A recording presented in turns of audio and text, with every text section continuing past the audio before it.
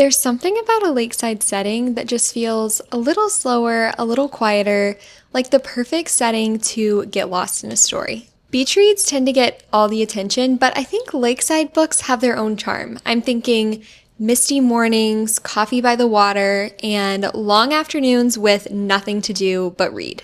These books, set on lakes from Canada to Texas and more, capture that peaceful, cozy setting, perfect for your next lakeside escape, whatever the season. Starting off with a couple of books set on lakes in the Midwest. So first we have Funny Story by Emily Henry. This book is set on Lake Michigan in a small town, and it follows Miles and Daphne, who become roommates after some unfortunate situations where Miles' ex-girlfriend ends up with Daphne's ex-fiance. They were always friends, and we know how friends can be sometimes.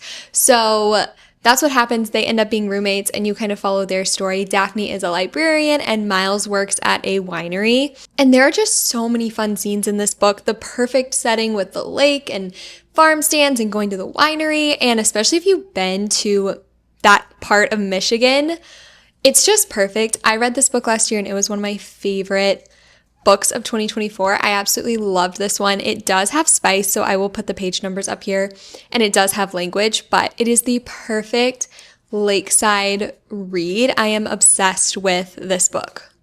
And then we also have Beach Read by Emily Henry, which is also set on the lake in Michigan.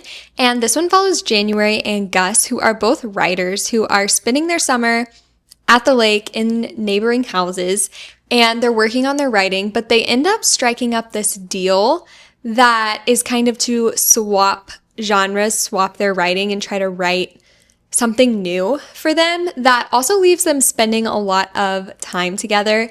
Again, small town, set on the lake. This one is so fun, especially if you love books and writing and all of that stuff. This one also does still have spice and language, so I will again put the page numbers up here if you prefer to skip.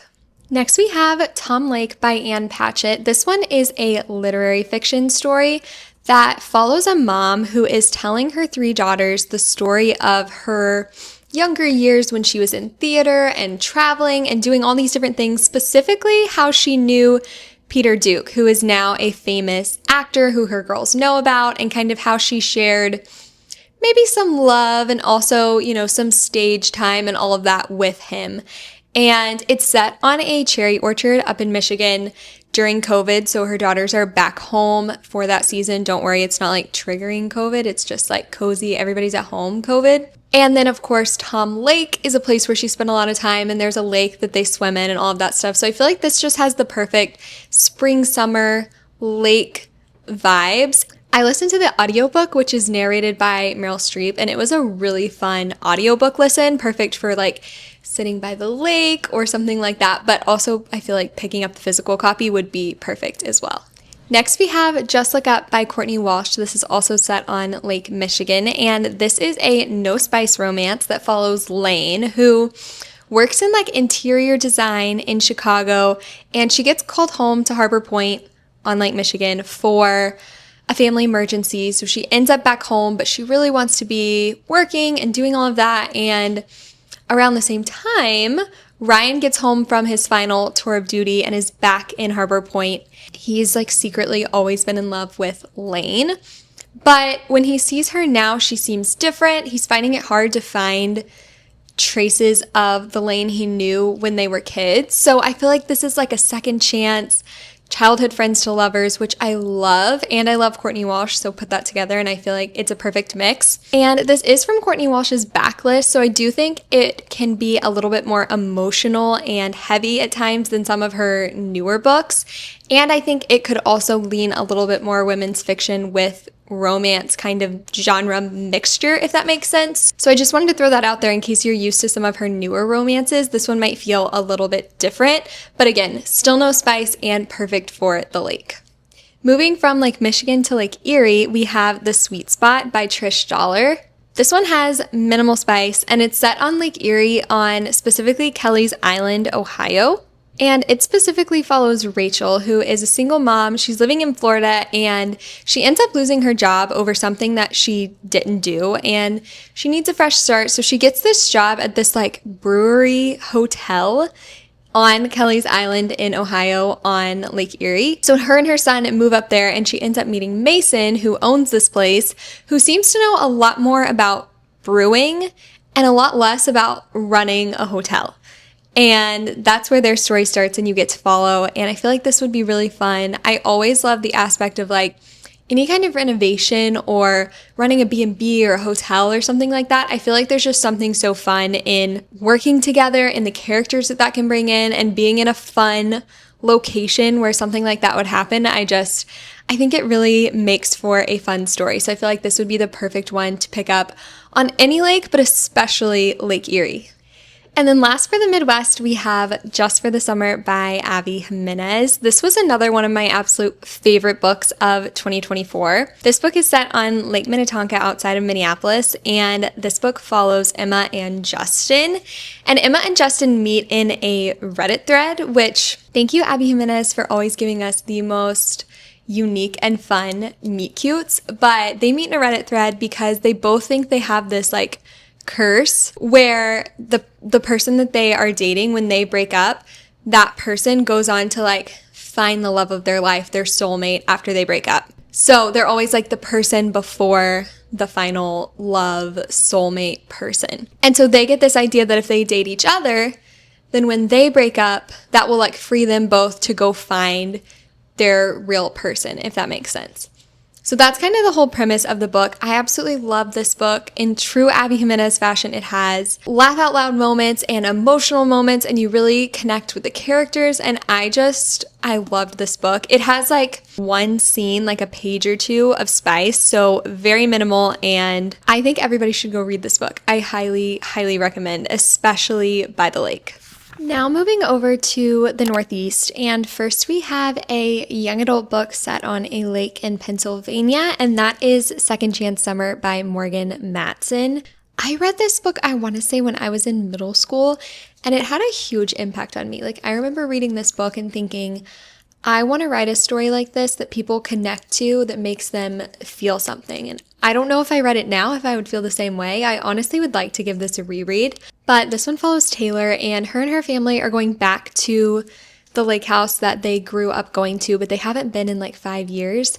But they decided to go back this summer for circumstances that I will let you read and find out, or check trigger warnings if you want. There are some more emotional things in this book, but they go back to this lake house and there is friendship drama, and there's a boy that she like loved when she was younger that's there, and of course there's family issues going on, and I feel like it's truly just the perfect young adult book. It has all of those components, and it's set at a lake, and it kind of reminds me a little bit, since I just read and watched The Summer I Turned Pretty, that's been on my mind, and I feel like this is kind of like The Summer I Turned Pretty at the lake.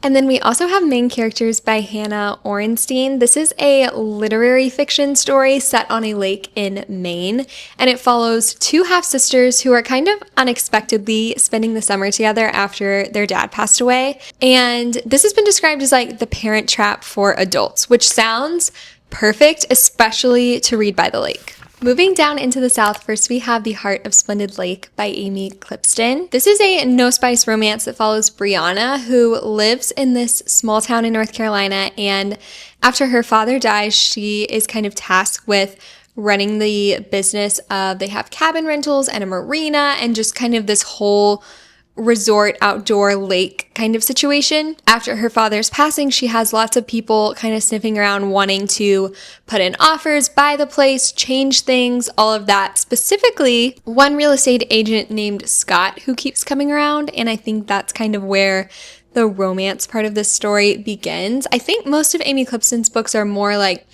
women's fiction with romance kind of mixture. Yeah, like I said earlier, I feel like anything with like a resort, lake, cabin rental, hosting kind of situation is so fun, and I feel like a lake setting is just perfect for that kind of story.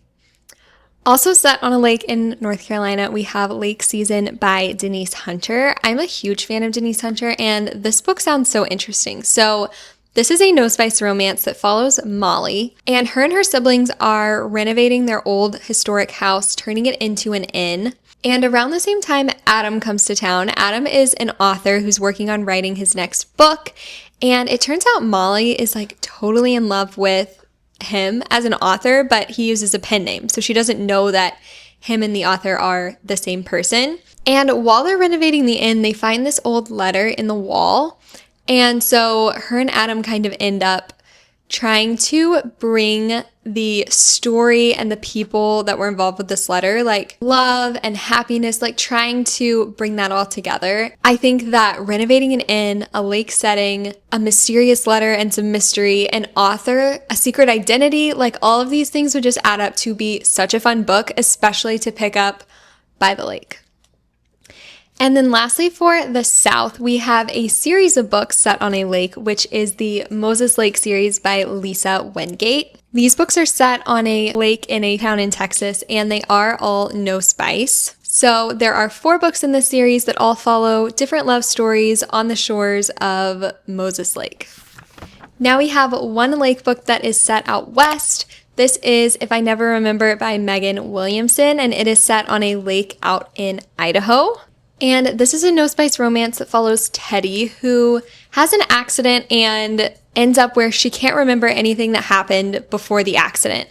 So she ends up going to spend her summer at Bear Lake, which is where she grew up spending summers, hoping to jog some of her old memories. And there she runs into 2 boys that she knew during her childhood, and they're kind of trying to help her regain her memories. And so through both past and present timelines, as you're reading, you're kind of piecing this story together. I feel like almost as the character is probably piecing it together. So I feel like this is like second chance, but with a love triangle set at the lake with like childhood friends to lovers. It sounds so good. Even though I won't be spending any of my summer on a lake in Idaho, I kind of want to pick this up.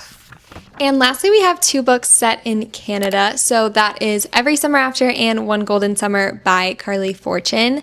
These are interconnected romance stories that do have spice, and they're set in the fictional town of Barry's Bay, which is kind of in rural Ontario. And Every Summer After is a second chance romance that follows Percy and Sam and is told over the course of 6 summers and 1 weekend. And then One Golden Summer just came out this year, and it follows Sam's brother from Every Summer After and his romance with Alice.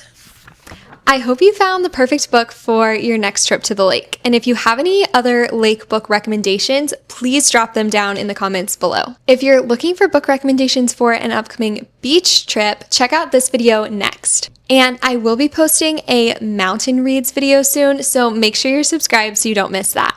And as always, thank you so much for watching. Take care, friends.